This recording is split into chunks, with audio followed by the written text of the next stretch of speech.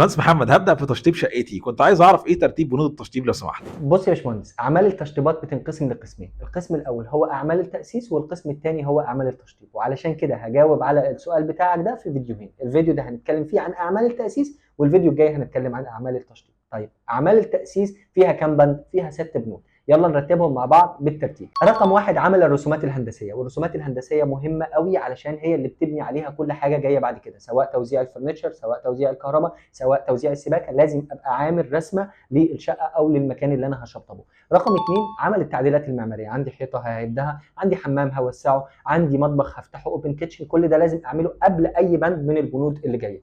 رقم 3 هي البؤج. والبؤج دي مهمه جدا لو انا ما عنديش محاره، او حتى لو هشتغل في الحمامات وفي المطابخ، علشان اقدر اخرج المخارج بتاعه الكهرباء وبتاعه السباكه على قيمه البؤجه بتاعتي، اللي هي قيمه بروز المحاره بتاعتي من الحيطه.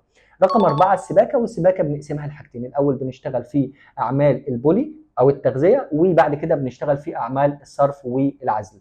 رقم 5 تمديدات التكييفات والفريون والنحاس. وده طبعا بند مهم جدا، بقفله وبخلصه واقفل عليه بمونه، وارجع اشتغل في البند اللي بعده وهو بند الكهرباء. وده اخر بند في بنود التاسيسات. بعد كده بنتقل لمرحله التشطيبات، ودي هقولها لك في الفيديو اللي جاي.